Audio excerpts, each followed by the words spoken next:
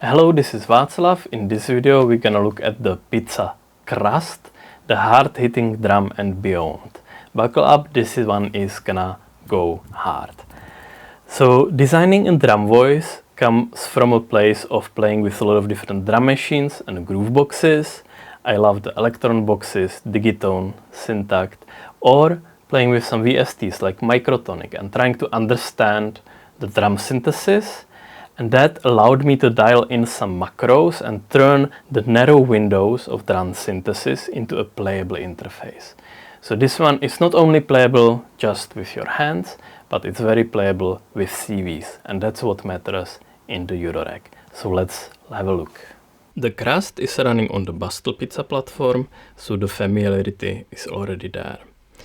You can perform it manually. It will always need a trigger to make sound. You can hold tone and noise, press noise to trigger it.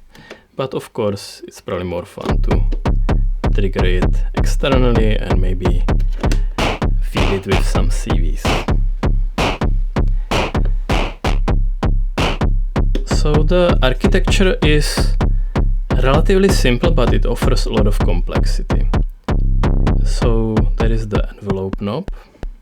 That's the shortest in the middle, reversed to the left and longer to the right. We will come back to that knob later. There are two layers, tone and noise, and the layer fader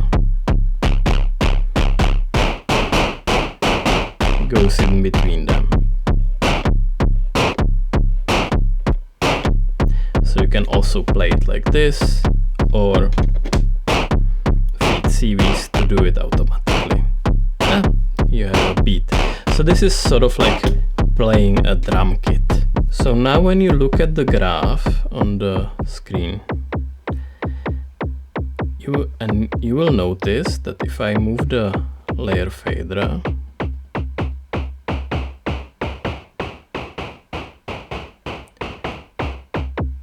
that it not only crossfades the level of the tone and noise, but it affects also how long they are. So here there is only like a noisy transient, which is very short to the tone.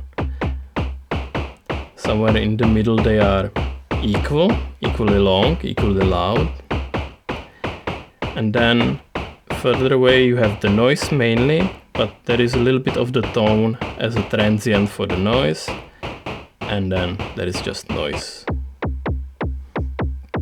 So this makes it really playable and kind of covers most of the scenarios of how you would mix tone and noise.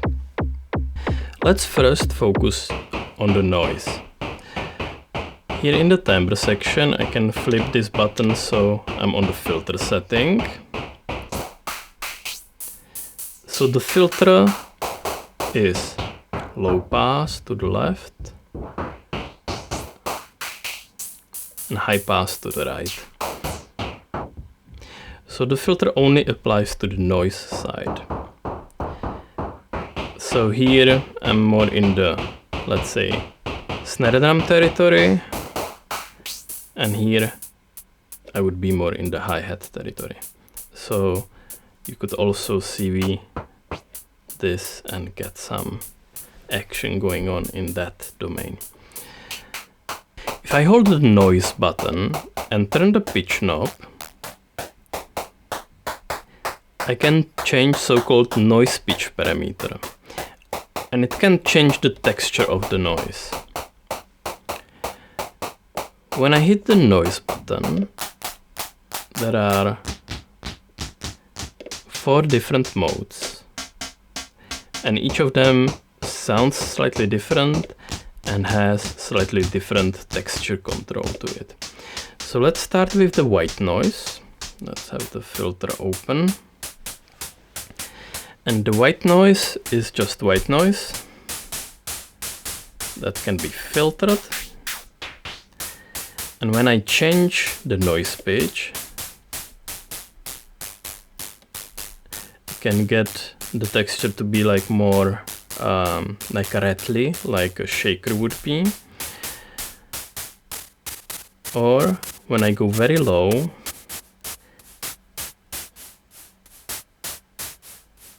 there is this sort of like LFO movement happening, and with some short envelopes, you can get some movement to the noise, which sometimes you want, sometimes you don't, but it's there. It's hiding there. If I would go high, you can get these like shaker sounds. Nice. So this is the white noise. The metallic noise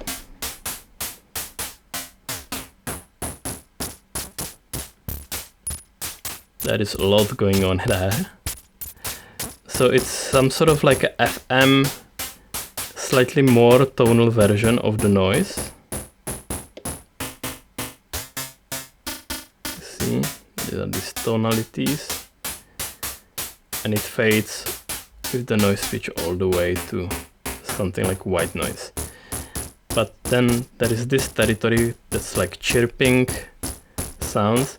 If you filter that, you can get this sort of like tambourine type sounds. The next noise type is bit, which has this downsampling going on and some LFOing going on all the way down there. So you can get this like lo-fi snares, or it's also nice for some shakery stuff, or for some textures, or maybe for some risers. The clap mode is trying to emulate the analog way of doing clap sounds.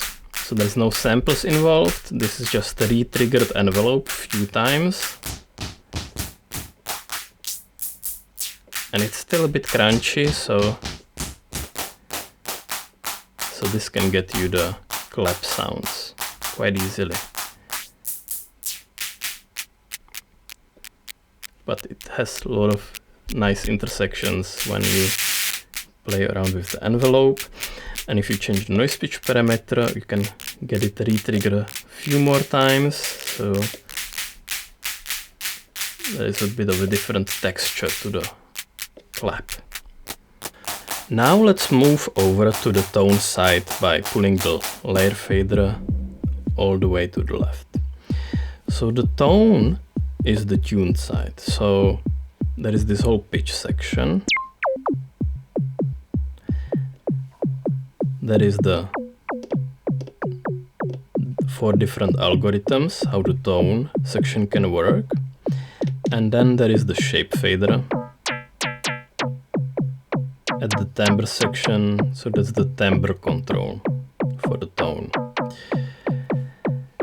So let's look at the pitch section first. So I have the octave. That's what you would expect. So you don't get to like change the bass pitch of the crust by accident. You can transpose it by octaves, and I'll show you how to tune it later. Then there is the sweep. So the sweep is a pitch envelope applied to the pitch, so it can start very high and then go low. So this can give the kicking. And if you go left, it starts low and goes up. So this is more of a hand percussion type element. Let's keep it kicking. So for the pitch envelope, this knob has a bit of a macro, so it also affects the decay of the pitch envelope, but mostly it's depth. If you would want to refine the decay of the pitch envelope, you would hold the tone button and move the envelope. So if you would want like longer decaying pitch,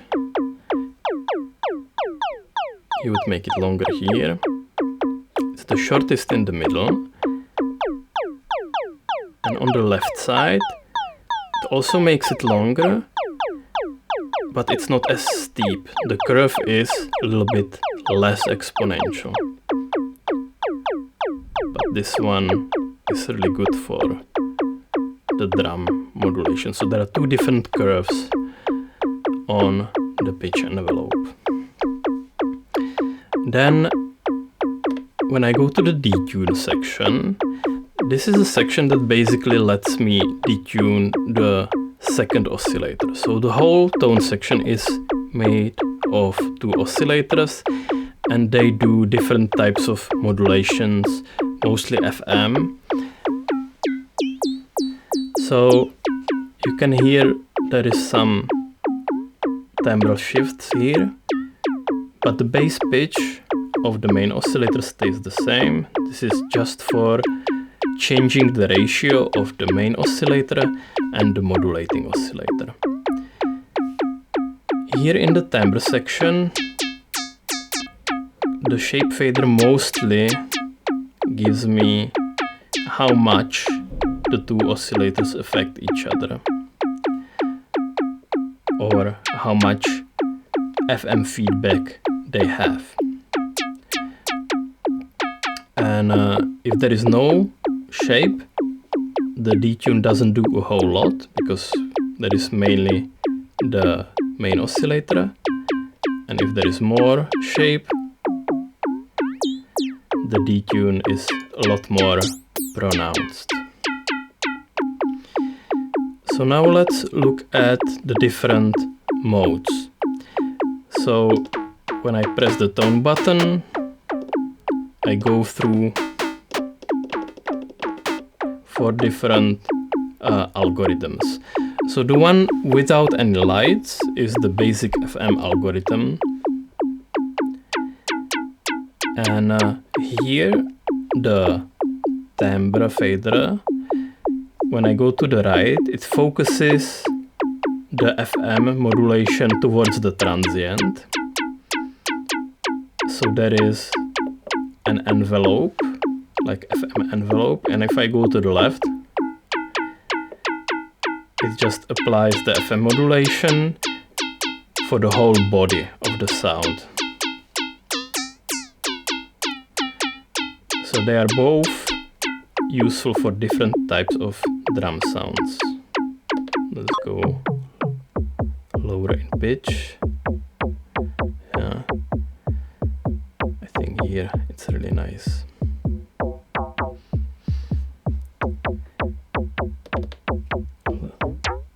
So for the detune, this is unquantized detune, and it goes through different ratios between the oscillators. And if I would hold the tone button and move the pitch knob, it would be quantized detune. So now they would be, let's say, an octave, 3 times the frequency, 2 octaves. So for more, let's say, tonal sounds,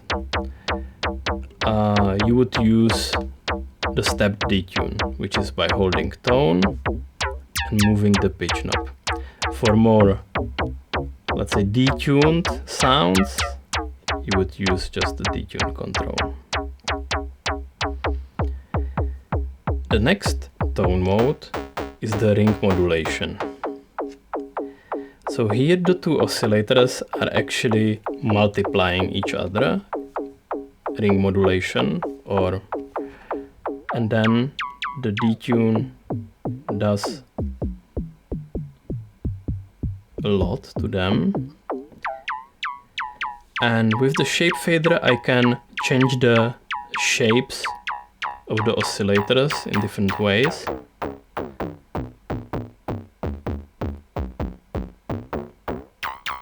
And get quite some nuance. And when you hit the detune just right, there is a bit of like LFO action going on, and that's basically the subtraction frequency of the two oscillators.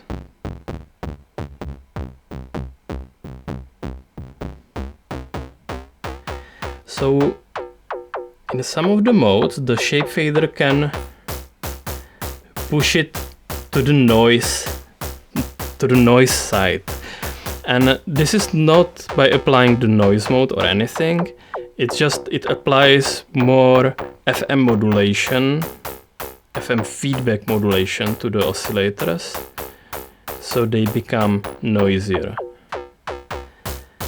So there is basically two ways to go from tone to noise, from tonal to noisy signal. One is the layer fader, and in some of the modes, the extremes of the shape fader would get you there as well. And that can give you two different types of noise. The next mode would be also FM mode, but more extreme FM mode. So it goes much further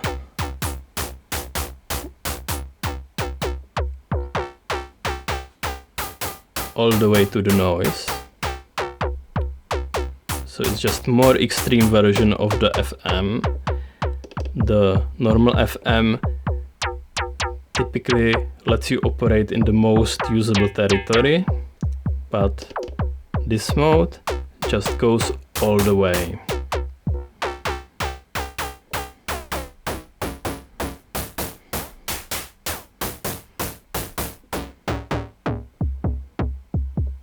No, I like that. The final mode is the dual mode, and in this mode the two oscillators would be just mixed together, and the timbre fader would wave shape them in different ways.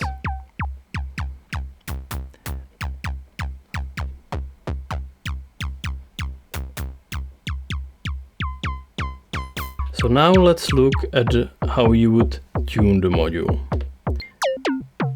As said, there is only the octave control in the most approachable level, but to get to the tuning mode I need to long press the pitch button. And now, as this is fading, I can adjust the semitones. So this is for transposing the sequence by a certain amount of semitones, so that is quantized. In the middle, the pitch should be tone C. I can go one octave lower, so that is also C. And one octave higher, and that would also be tone C. When I press this button in the tuning mode again, I get to the fine-tune control. So this is plus minus maybe 1.5 semitones, just to give you that really good fine-tune control. If I press it again, it gets me to broad pitch mode, so I can really freely tune the module across the whole range. And sometimes you want that for certain type of playing drums. This might be more usable than, let's say, the octave.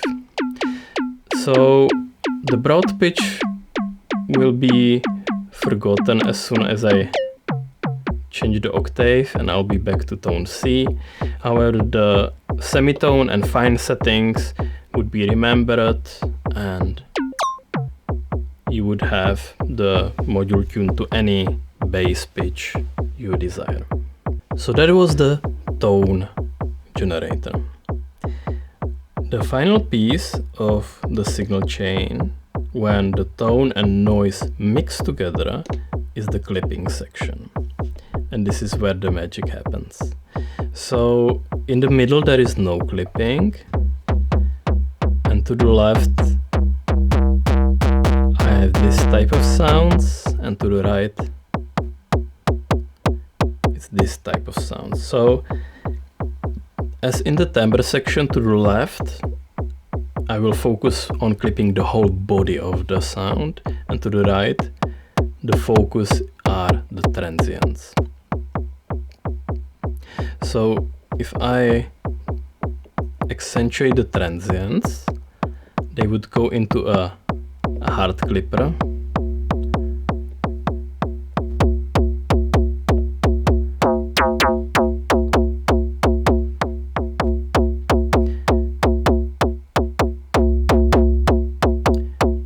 And if I would go to the left, there would be at first a little bit of bass boost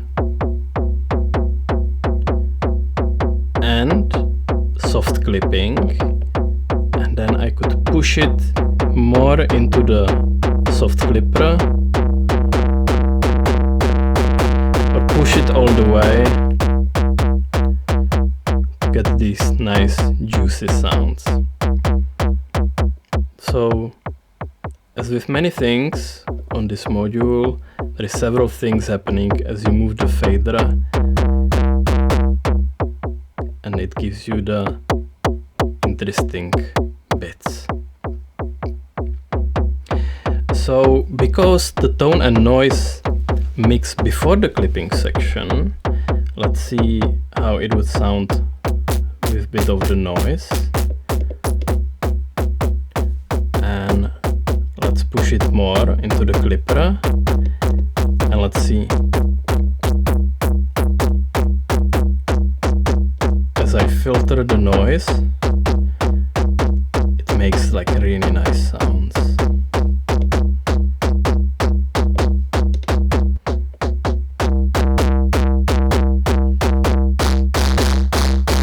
More noise.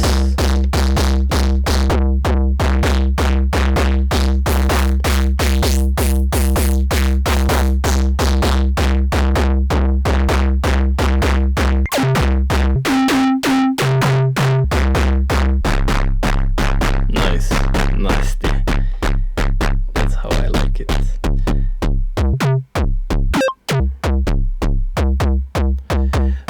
So this is the clipping section. The timbre section has a dedicated CV jack, and with that I can animate the fader. And if I change the mode, it animates that mode. Let's talk about the envelope knob now for a second. We've already established that in the middle is the shortest. It's barely a transient. And if I go to the right,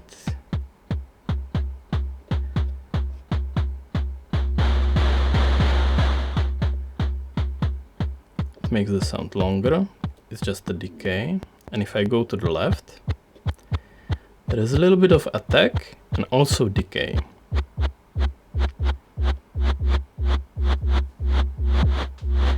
And all the way to these swelling sounds. So let's say if I would be using noise, I would have like just barely a transient, closed hi-hat somewhere here, open hi-hat somewhere here, something very long here, like a texture.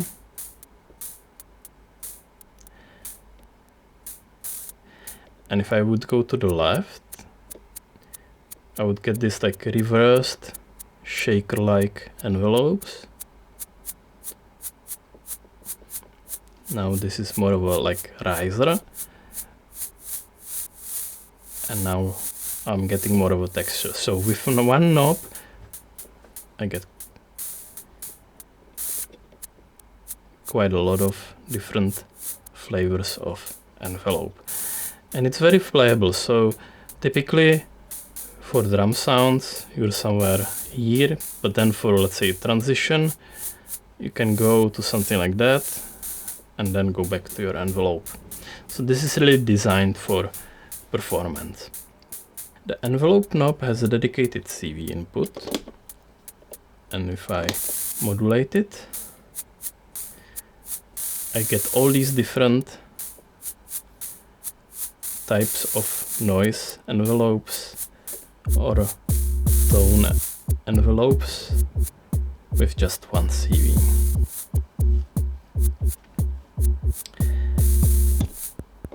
Going back to the tonal side, that is the volt per octave input. So for pitch sequences, it makes it in tune and makes it very playable as a voice.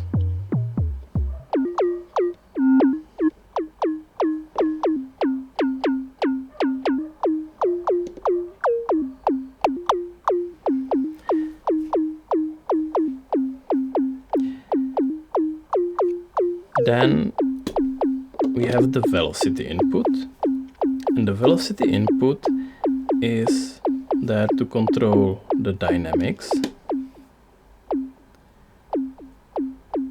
So each time you trigger the module, it samples the velocity input and plays the note with that velocity.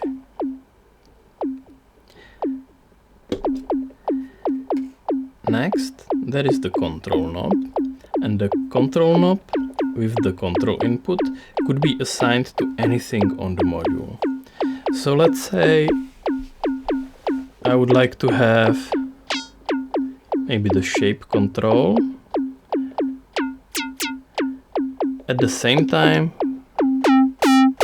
with the clipper, and that's what the control knob allows me to do. So when I long press the timbre button, I can now choose which parameter is controlled by the control knob. And that is basically everything on the module could be assigned to the control knob. So it could be the octave, the pitch envelope decay, the detune, and yeah, basically everything. Personally, I often put the shape control there. If I long press, I leave the assignment mode.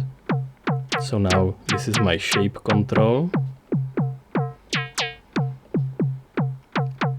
And now I have the clip control. But because this is very individual, you can select what you have on this last knob. And of course, you can then control it with voltage, and as soon as you plug a cable, it becomes an attenuator, so you can also invert the voltage or close it off, so it doesn't really do anything.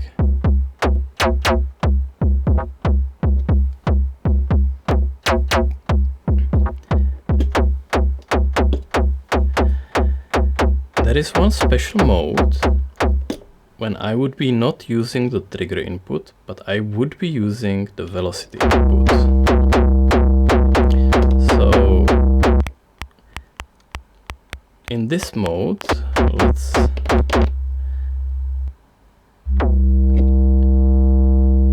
basically the CV that I would apply on the input would be VCA control for, so basically instead of the envelope knob. But you can see that as soon as the voltage starts rising, the internal envelopes get triggered. And this is like a interesting mode, because now I can go and, let's say, generate some envelope sequence.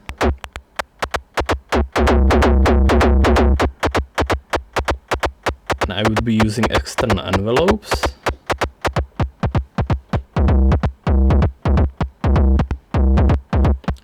Could do whatever to it, and it would still be triggering the internal envelopes, like this, like the pitch sweep envelope, the pitch envelope. There is FM envelope. There is one envelope for the clipper, for the transient clipping. So these would be all triggered automatically when the Crust thinks you've inputted a new envelope.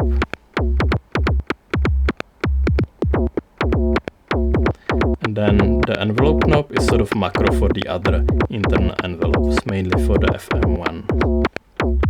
Okay, so let's plug now more CV inputs and animate the module to its full potential.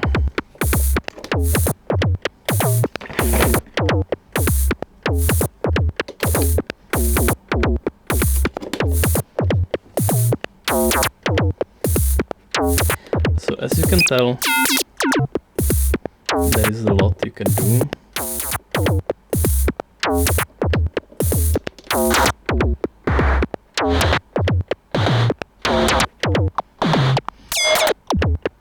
All the CV inputs have so-called sample and hold mode. What that means is that, let's listen to the pitch sequence. So you hear now it's updated all the time, but I can change this input to be in the sample and hold mode, and then it would update only when trigger is received. To switch it to that mode, I would hold both tone and noise and plug in the cable, and the mode of that input would change. So you don't hear any more of these transitional notes in between the triggers. And if I would want to go back to continuous, you hear that there are some like pitch slides in between the triggers. And this is true for all the CV inputs. So they could be either continuous or sample and hold mode. So this was all there is to know about the Crust. I hope it opened it up a little bit for you, and I'll see you in another video.